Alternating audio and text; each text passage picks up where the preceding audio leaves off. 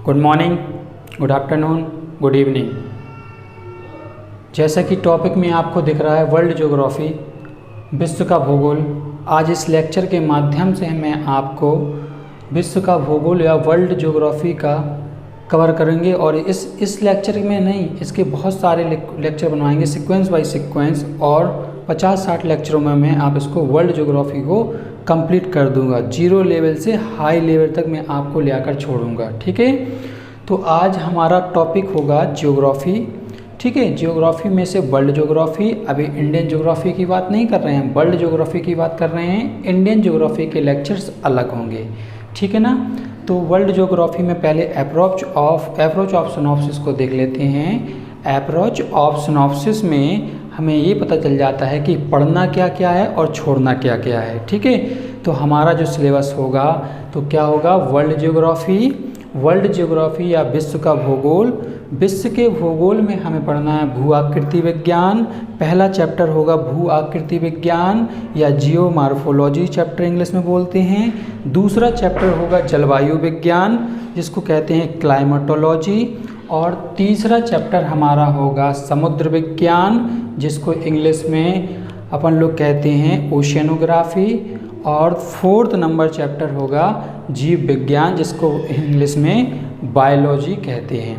तो हमारा सीक्वेंस पढ़ने का तरीका ये सीक्वेंस ये रहेगा, ठीक है। फर्स्ट ऑफ ऑल हम इसको भू आकृति विज्ञान जियोमॉर्फोलॉजी को कवर करेंगे, फिर इसके बाद जलवायु विज्ञान, समुद्र विज्ञान और जीव विज्ञान को कंप्लीट करेंगे। स्टार्ट यहाँ से करेंगे भू आकृति विज्ञान जिसको कहते हैं जियोमॉर्फोलॉजी। और इस चैप्टर फर्स्ट चैप्टर के भी सब चैप्टर होंगे काफ़ी, जिसमें से हम पहला चैप्टर लेंगे पृथ्वी की उत्पत्ति एवं विकास, फिर दूसरा चैप्टर लेंगे पृथ्वी की आंतरिक भौतिक दशा। फिर इसके बाद हमारा और भी चैप्टर्स होंगे, उनके नाम हमने ऐड नहीं किए, जब करवाएंगे तो उसको करवाते चले जाएंगे। जब ये फिनिश हो जाएगा फिर मैं आपको बोलूँगा आज से जलवायु विज्ञान स्टार्ट करेंगे। इसके भी काफ़ी सब चैप्टर्स होंगे, first second and third and fourth जितने भी चैप्टर होंगे इनको सब कवर करेंगे।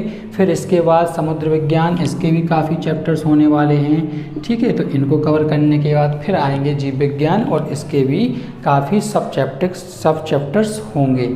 आई होप इतना समझ में आया होगा बेटा आप लोगों को। तो आज हमारा स्टार्टिंग लेक्चर कहाँ से स्टार्ट होगा, भू आकृति विज्ञान या जियोमॉर्फोलॉजी। और जियोमॉर्फोलॉजी में पहला चैप्टर्स क्या होना है, पृथ्वी की उत्पत्ति एवं विकास। ओके, तो अब हम स्टार्ट करते हैं टाइम ज़्यादा वेस्ट ना कर कि पृथ्वी की उत्पत्ति एवं विकास। तो पृथ्वी की उत्पत्ति एवं विकास में हमारा फर्स्ट ऑफ ऑल ये डाला हमने फर्स्ट चैप्टर्स पृथ्वी की उत्पत्ति एवं विकास, और इसकी अप्रोच ऑफ सिनॉप्सिस बनाया हमने, यानी पृथ्वी की उत्पत्ति एवं विकास में क्या क्या स्टडी करना है। पहला, पृथ्वी की उत्पत्ति एवं विकास से हमें इंट्रोडक्शन, परिचय और इसका अर्थ जानना है। इसमें हमें जब इसका अर्थ जान लेंगे, पृथ्वी की उत्पत्ति एवं विकास से क्या तात्पर्य है, इसका अर्थ क्या है, तो इसका इंट्रोडक्शन कंप्लीट हो जाएगा। फिर हमें पृथ्वी की उत्पत्ति एवं विकास से संबंधित सिद्धांत, पृथ्वी की उत्पत्ति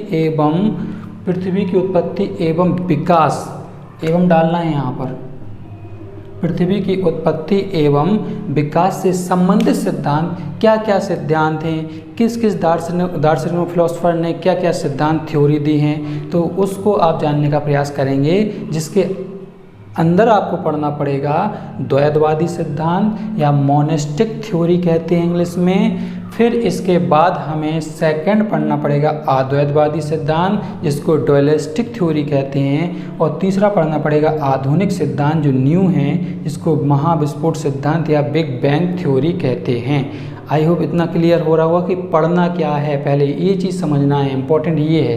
फिर इसमें हमें पृथ्वी की उत्पत्ति एवं विकास से संबंधित कुछ सामान्य फैक्ट जानने हैं, सामान्य तथ्य जानने हैं। तो पहला आपको जानना है पृथ्वी का आकार कैसा है, ब्रह्मांड में पृथ्वी का आकार कैसा है। फिर जानना है पृथ्वी का अपने अक्ष पर झुकाव, परिक्रमा एवं परिभ्रमण। इसको हम इस टॉपिक में इस लेक्चर्स में नहीं करेंगे क्योंकि इतने का हमने लेक्चर अलग से बनाया हुआ है, आप उसमें जाके देख सकते हो। सिर्फ इतने, इस एक लेक्चर बनाया हुआ है पीछे हमने उसमें डाला हुआ है, उसमें सिर्फ इतना ही बताया है पृथ्वी का झुकाव, पृथ्वी झुकी तो क्यों झुकी है और कितने डिग्री झुकी है, 23.5 डिग्री झुकी है कि 27.5 डिग्री, कितने भी डिग्री झुकी है उस लेक्चर में बताया है। पृथ्वी परिक्रमा कर रही है सूरज की तो क्यों कर रही है, ठीक है, इसको ही बताया है। और पृथ्वी खुद परिभ्रमण अपने आप में घूम रही है, इसको भी उस लेक्चर में बताया है। इसको छोड़ देंगे, इसको आपको कवर करना है पीछे वाले लेक्चर से, ठीक है। फिर जानने हेतु प्रयास, क्या जानने हेतु प्रयास कि पृथ्वी की उत्पत्ति एवं विकास से संबंधित जो जो जानने के प्रयास किए गए हैं या किए जा रहे हैं उनको स्टडी करेंगे। इसका संबंध करंट से होगा, ठीक है। तो इसमें आपको जानने हेतु प्रयास में एक जूनो मिशन किया गया था नासा के द्वारा, उसको स्टडी करेंगे जूनो मिशन को, ठीक है ना। क्लियर, आई होप समझ में आ रहा होगा। फर्स्ट अपना क्या रहेगा, फर्स्ट रहेगा परिचय अर्थ, तो इसकी डेफिनेशन हम आपको डिक्टेशन देते हैं, आप इसको कवर कर लीजिए, ठीक है। पृथ्वी की उत्पत्ति एवं, पहली हेडिंग डालिए, पृथ्वी की उत्पत्ति एवं विकास से तात्पर्य क्या है। इसके आंसर में लिखिए, पृथ्वी जब से जन्मी है, या अर्थात पृथ्वी अपने विकास के क्रम में जिन जिन भौतिक परिस्थितियों से होकर गुजरी है, जिन जिन परिस्थितियों से होकर गुजरी है और जिन जिन परिस्थितियों से होकर गुजर रही है और जिन जिन भौतिक परिस्थितियों से होकर गुजरेगी, इसी के अध्ययन को पृथ्वी की उत्पत्ति एवं विकास के अंतर्गत रखा जाता है। आई होप समझ में आया। 3 चीज़ों का हमने यहाँ पर चर्चा की है बच्चों कि पृथ्वी, अच्छा इसको रेस कर देते हैं।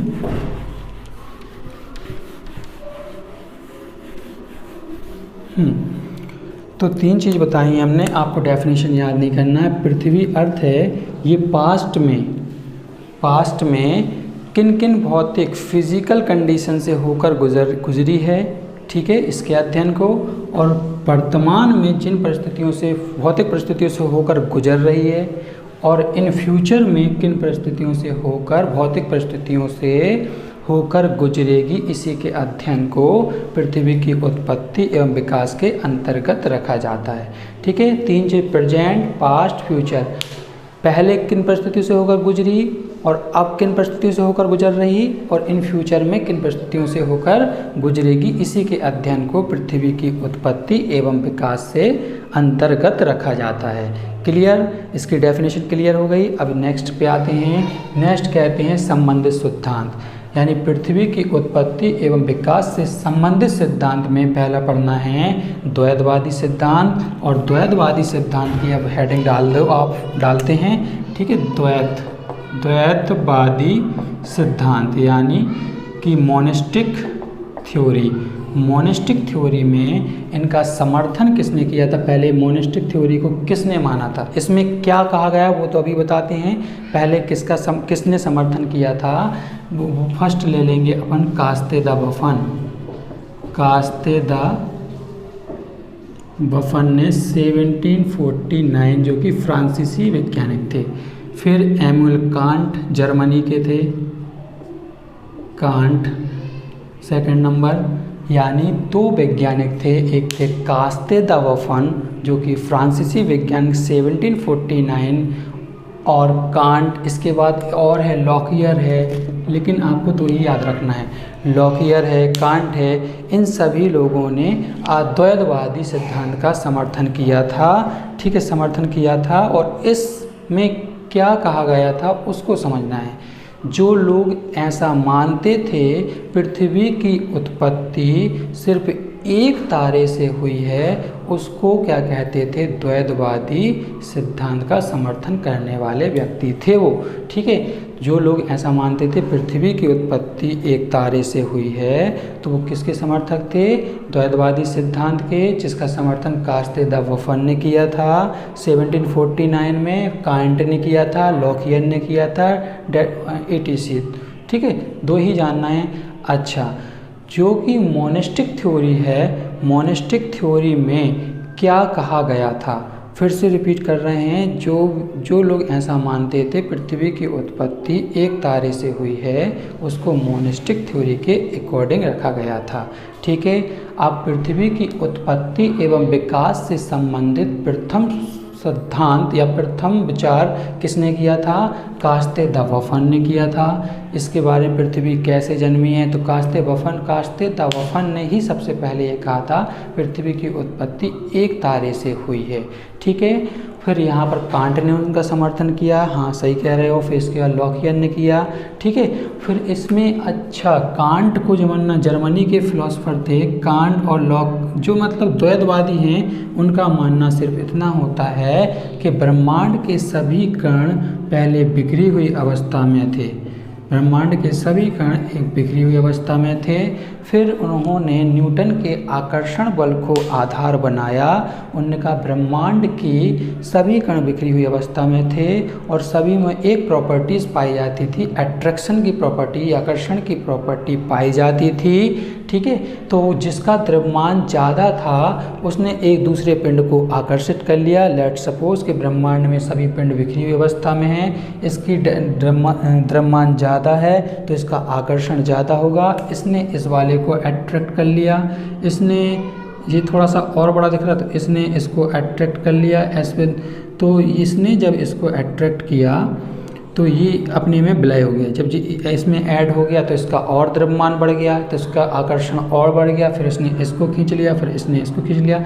जितने पिंड आपस में मिलते गए उसका द्रव्यमान और बड़ा होता गया और बड़ा होता गया। उस तो द्रव्यमान बढ़ने से उसका आकर्षण और बढ़ता चला गया और सभी पिंड आपस में मिल गए। तो सिचुएशन कुछ ऐसी बन गई, एक बड़े गोले के रूप में वो कन्वर्ट हो गया। बड़े गोले के रूप में कन्वर्ट हो गया तो उसका द्रव्यमान बहुत बढ़ गया और उसका तापमान टेम्परेचर भी बहुत हाई हो गया। क्यों इसलिए टेम्परेचर हो गया, जब तब बिखरी हुई अवस्था में थे तब इसका टेम्परेचर इतना ज़्यादा नहीं था, क्योंकि जब वो आपस में मिले तो उनके बीच में फ्रैक्शन हुआ, घर्षण हुआ। घर्षण होने के कारण उनके बीच का तापमान बढ़ गया। जैसे हम आपको एक एग्जांपल के थ्रू समझाएं, यहाँ पर 50 बच्चे आप लोग बैठे हो तो अगर सभी को खोल दिया जाए और सबको अलग अलग कर दिया जाए तो इतना उनका तापमान नहीं रहेगा। उन 50 बच्चों को एक कमरे में साथ में बिठा दिया जाए और फैन ऑफ कर दिया जाए तो उनका टेम्परेचर और ज़्यादा बढ़ जाएगा, उस रूम का टेम्परेचर बढ़ जाएगा। तब वो पिंड एक सब भी स्टूडेंट अलग अलग थे तो टेम्परेचर नहीं था, सभी आपस में पास में आके मिल गए तो रूम का टेम्परेचर बढ़ जाएगा। तो वही बात है कि आपस में सब मिले तो टेम्परेचर बढ़ गया। अब जब टेम्परेचर बढ़ गया तो आपने एक थ्योरी ज्योग्राफी में अच्छे से सुनी होगी, as we know having more energy less stability, having less energy more stability. यानी तापमान जब भी किसी चीज़ का बढ़ जाता है तो उसकी स्थिरता कम हो जाती है, रुकने की क्षमता कम हो जाती है। जब तापमान कम हो जाता है तो उसकी स्थिरता कम हो जाती है। ठीक है, तो इसका तापमान जब टेम्परेचर हाई हो गया तो इसमें स्थिरता कम हुई, ये हलचल करने लगा और हलचल करने लगा तो घूर्णन करने लगा और घूर्णन करने से एक बल कार्य करता है जिसको अपकेंद्रीय बल कहते हैं, जो केंद्र से बाहर की ओर लगता है। लेट सपोज कि आप एक कॉइन्स में रस्सी डालकर उसको ऐसा जोर से घुमाएंगे और ऐसा छोड़ देंगे तो वो सिक्का वहीं नहीं गिर के थोड़ी सी जगह अपना दूर जाके गिरेगा, क्योंकि उसको राउंड कर रहे हैं तेज़ी से, तो उस पर राउंड घूमने से उस पर एक बल काम कर रहा है केंद्र से बाहर की ओर, जिसको अपकेंद्र बल कहते हैं। एक एग्जांपल से और समझते हैं, जैसे कि मैं यहाँ से ऐसे हाथ को करके और खूब तेज़ी से घूमूँ यहाँ से, ठीक है, तो घूमूँगा तो लगेगा ये हाथ बाहर फेंक रहा हो और ये हाथ बाहर फेंक रहा हो। लेट्स ऐसे कि ये ऐसे घूम रहे हैं तो ये हाथ यहाँ फेंक रहा है, ये हाथ यहाँ फेंक रहा है, क्योंकि मैं यहाँ पर अपने एक्सिस पे घूम रहा हूँ तो मेरे ऊपर एक बल कार्य कर रहा है जिसको कहते हैं अपकेंद्रीय बल। तो इसी कारण से इसका टेम्परेचर ज़्यादा हो गया, ये घूर्णन करने लगा। घूर्णन करने से इस पर एक बल लगा अपकेंद्रीय बल, तो अपकेंद्रीय बल लगा, फिर ये टूट के बिखर गया, तब ये कन्वर्ट हो गया छोटे छोटे गोलों में, जिसको ही ग्रह कहा गया, जिसमें से एक ग्रह अपने पृथ्वी थी। ठीक है, समझ में आ गया। ये ही सिद्धांत कहा गया द्वैतवादी सिद्धांत ने। तो द्वैतवादी सिद्धांत कहते थे पृथ्वी की उत्पत्ति एक तारे से हुई है। इट मीन्स दैट कि ये तो ठीक है आपस में मिले, फिर जी बना मैन, इससे ही पृथ्वी जन्मी है, इसलिए इस एक तारे से ही पृथ्वी का जन्म हुआ है। ठीक है, जिसका समर्थन कास्तेदा वफन ने किया, कांट ने किया। कास्तेदा वफन ने यही थ्योरी को एक्सेप्ट किया, कांट ने यही थ्योरी को एक्सेप्ट किया। ठीक है, अब दूसरा पढ़ना है अपन लोगों को अद्वैतवादी यानी डुअलिस्टिक थ्योरी, और डुअलिस्टिक थ्योरी में किसने किसका समर्थन किया उसको जानने का प्रयास करते हैं। ठीक है, तो यहाँ पर दूसरा था अद्वैतवादी सिद्धांत या थ्योरी या डुअलिस्टिक थ्योरी। डुअलिस्टिक थ्योरी में समर्थन किसने किया ये भी थोड़ा सा इम्पोर्टेंट है, दो लोगों के नाम कर लीजिए। एक था रसेल, दूसरा था रसेल देखते हैं अभी, फिर रसेल को ही देखते हैं बस। ठीक है, क्योंकि रसेल ही इम्पोर्टेंट है, इसके बाद कोई ज़्यादा खास नहीं है, इस वजह से इनको नाम लेना उचित नहीं समझते हैं। ठीक है, तो अद्वैतवादी सिद्धांत का समर्थन रसेल ने किया था। ठीक है, रसेल और मोल्टन भी यहाँ थोड़ा सा इम्पोर्टेंट है, मोल्टन भी ले लो। तो रसेल और मोल्टन, ठीक है, रसेल और मोल्टन ने किया था। और जो लोग ऐसा मानते हैं कि पृथ्वी की उत्पत्ति एक तारे से नहीं बल्कि दो या दो से अधिक तारों से हुई है, उनको कौन सी कैटेगरी में रखा जाता है? अद्वैतवादी सिद्धांत का समर्थन करने वाली कैटेगरी में रखा जाता है। क्लियर? तो मतलब ये रसेल ने ही माना था कि पृथ्वी की उत्पत्ति एक तारे से नहीं हुई है, दो तारे या दो से अधिक तारों से हुई है। मोल्टन ने भी इसका समर्थन किया था। और इन लोगों का तर्क ये था, बोलते थे कि एक बड़ा सा स्टार था और एक छोटा सा स्टार जो इनफाइनाइट से आया था, इन्फिनिट से रेंज कहीं डिस्टेंस से आया था, वो कुछ इस टाइप से निकल रहा था। ठीक है, डेट्स अप टू इन्फिनिट और अप टू इन्फिनिट। ठीक है, एक बड़ा सा स्टार। इन लोगों का तर्क देख लिए। अद्वैतवादी सिद्धांत या डुअलिस्टिक थ्योरी का तर्क ये था, एक बड़ा स्टार था, उसके पास से एक कहीं से छोटा इसका स्टार निकला और वो कहीं इन्फिनिट चला गया, इन्फिनिट से आया इन्फिनिट पे चला गया। लेकिन हुआ क्या एक्चुअल में कि जब वो छोटा स्टार बड़े स्टार के पास से निकला तो उस छोटे स्टार दोनों ने एक दूसरे को, इस वाले स्टार ने इसको अट्रैक्शन फोर्स लगाया, आकर्षण बल लगाया, इसने इसको आकर्षण फोर्स लगाया। हालांकि इसका द्रव्यमान ज़्यादा था और इसका द्रव्यमान कम था, लेकिन इस वाले स्टार ने इस बड़े वाले स्टार के आकर्षण में एक खिंचाव बल लगाया, आकर्षण किया और इसके इतने से भाग को खींचा और तोड़ दिया और बाहर वो सीधा चला गया ऐसा। ठीक है, लेकिन उस बड़े वाले स्टार के कुछ भाग को तोड़ दिया। उसके अंदर छोटे छोटे 9 गैस के छल्ले थे। ठीक है, जिनका कालांतर में एक लंबे समय के बाद इसका तापमान कम हुआ और ग्रह में या प्लेनेट में कन्वर्ट हो गया। ठीक है ना। तो इसमें से एक ग्रह अपना पृथ्वी थी और जिसको उन्होंने कहा था सिगार या फिलामेंट।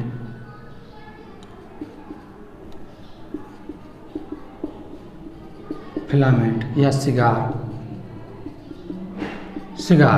ठीक है, तो अब एक क्वेश्चन यहाँ से अराइज होता है कि सर आपने तो ऐसा बताया था जिसका द्रव्यमान ज़्यादा होगा उसका अट्रैक्शन फोर्स ज़्यादा होगा यानी आकर्षण बल ज़्यादा होगा, तो इसने इसको खींचना चाहिए था, बल्कि इसने इसके हिस्से को कुछ खींच दिया, इसको खींच लिया। तो बेटा हाँ ये बात सही है, लेकिन थोड़ा सा आप इसको और अच्छे से डीपली समझें कि इसका अट्रैक्शन तो ज़्यादा था। जैसे एक एग्जांपल के थ्रू मैं समझाता हूँ आपको कि जैसे मेरा शरीर है और कोई कमज़ोर से कमज़ोर व्यक्ति अगर मेरे से फाइट करता है तो मैं उसको हरा दूँगा, लेकिन वही कमज़ोर व्यक्ति अगर मेरे इस फिंगर से पर फाइट करता है, मेरा पूरा शरीर नहीं, इस फिंगर से, तो वो कमज़ोर व्यक्ति इस फिंगर को हरा देगा, तोड़ देगा। तो ठीक उसी प्रकार से ये पूरा शरीर हो गया, ये उसका पार्ट हो गया था। वो स्टार इस स्टार के जिस हिस्से के पास से निकल रहा था उसके आकर्षण की क्षमता कम थी। लेट सपोज मेरे शरीर की आकर्षण तो ज़्यादा है, लेकिन मेरे फिंगर की आकर्षण लड़ने की क्षमता कम है। मेरे शरीर से कोई लड़ेगा कमज़ोर व्यक्ति तो मैं हरा दूंगा, लेकिन फिंगर से लड़ेगा तो मेरी फिंगर हार जाएगी। तो इसका आकर्षण तो था ही ज़्यादा, लेकिन जब ये स्टार इस वाले स्टार के पास से निकल रहा था, तो जिस हिस्से के पास को अट्रैक्शन इसने फोर्स लगाया, आकर्षण बल लगाया, उसका आकर्षण कम था। इस वजह से उसने उस हिस्से को तोड़ दिया और एक सिगार के रूप में कन्वर्ट कर दिया। आई होप समझ में आ गया होगा। इसका समर्थन रसेल और मोल्टन ने किया था। इसी थ्योरी को डोलेस्टिक थ्योरी कहते हैं। मोनिज्म थ्योरी में पृथ्वी की उत्पत्ति एक तारे से हुई है और डोलेस्टिक थ्योरी में पृथ्वी की उत्पत्ति 2 तारे या 2 से अधिक तारों से हुई है। ओके, ठीक है। फिर इसके बाद हम आगे बढ़ते हैं। फिर इसमें महाविस्फोट का सिद्धांत आता है। महाविस्फोट का सिद्धांत जो आधुनिक सिद्धांत है, जिसमें आप उसी थ्योरी को एक्सेप्ट करेंगे कि जो पहले थी मोनिस्टिक थ्योरी। मोनिस्टिक थ्योरी में पृथ्वी की उत्पत्ति एक तारे से मानी जाती है और इसमें भी पृथ्वी की उत्पत्ति एक तारे से मानी जाती है, लेकिन इस टाइप्स का कुछ थॉट नहीं दिया था इन लोगों ने। इन लोगों का सीधा कहना था बिग बैंग थ्योरी में कि बिग बैंग थ्योरी में कि पहले ब्रह्मांड में सभी कण बिखरी हुई अवस्था में थे, तो कुछ इस प्रकार से, ठीक है, और एक बिखरी हुई अवस्था में थे। इन्होंने भी न्यूटन के आकर्षण बल को आधार बनाया और सभी में एक प्रॉपर्टी थी आकर्षण बल की, और जिसका द्रव्यमान ज़्यादा था उसको उसने अट्रैक्ट कर लिया, सभी में अट्रैक्शन फोर्स लग गया, तो यहाँ पर सभी एक दूसरे से अट्रैक्ट हो गए और एक बड़े गोले के रूप में कन्वर्ट हो गए। तो इसका टेम्परेचर बढ़ गया क्योंकि घर्षण हुआ ना, सभी आपस में टकराए, घर्षण हुआ, टेम्परेचर बढ़ गया। टेम्परेचर बढ़ने से उसकी स्थिरता कम हो गई, तो ये आपस में कंपन करने लगा और खूब तेज़ी से घूमने लगा। जब घूमने लगा ये गोला, तो इसके ऊपर एक बल काम किया जिसको कहते थे अपकेंद्रीय बल, और अपकेंद्रीय बल लगने से इस गोले के छोटे छोटे टूट कर बिखर गया और छोटे छोटे नौछल्लों के रूप में कन्वर्ट हो गया।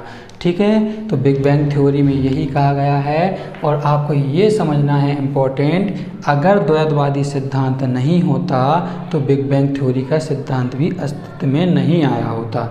क्यों? क्योंकि द्वैतवादी सिद्धांत ने कुछ कहा, ठीक है, फिर उसका आलोचना हुई, उसका समर्थन किया, कुछ लोगों ने समर्थन किया, कुछ लोगों ने इसकी आलोचना की, फिर इसके बाद आया द्वैतवादी सिद्धांत। द्वैतवादी सिद्धांत का किसी ने समर्थन किया, इसकी आलोचना हुई, फिर इसके आगे इसी को स्टडी करते हुए बिग बैंग थ्योरी अस्तित्व में आया।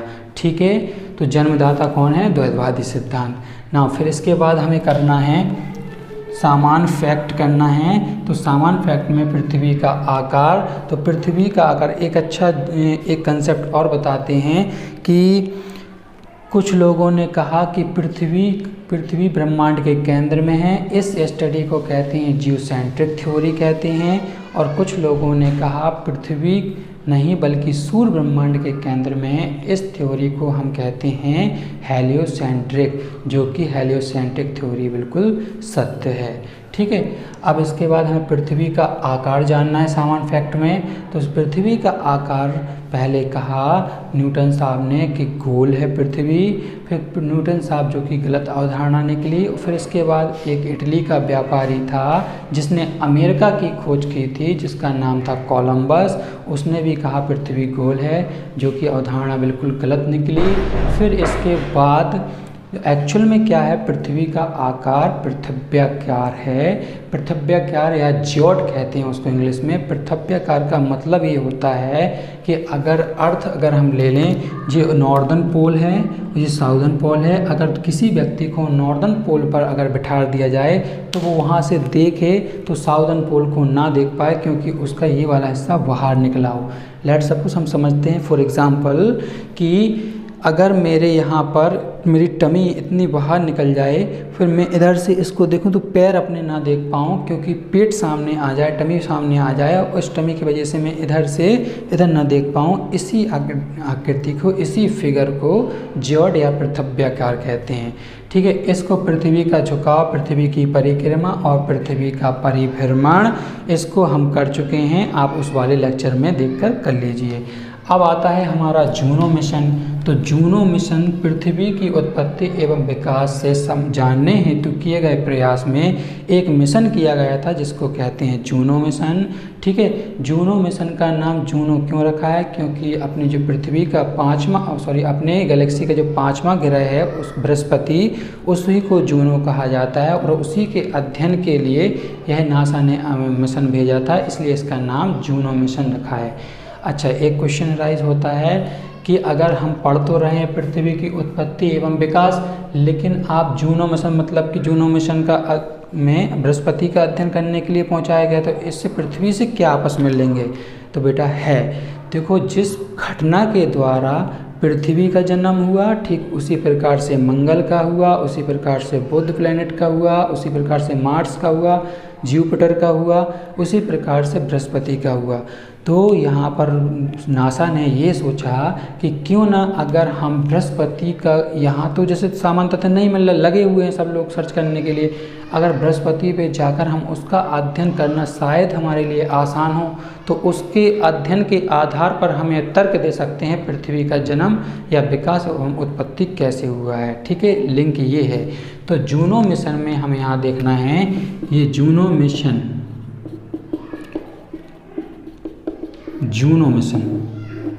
जूनो मिशन आपको डिक्टेशन देते हैं, लिख लोगे, नोट कर लोगे आप लोग। ठीक है, तो जूनो मिशन क्या था? नासा हमारी गैलेक्सी के 5वें ग्रह बृहस्पति के अध्ययन के लिए नासा ने 5 अगस्त 2011 को बृहस्पति के अध्ययन के लिए एक मिशन भेजा, जो कि यह मिशन लगभग 5 साल के बाद यानी लगभग 2016 में बृहस्पति की कक्षा में प्रवेश कर गया।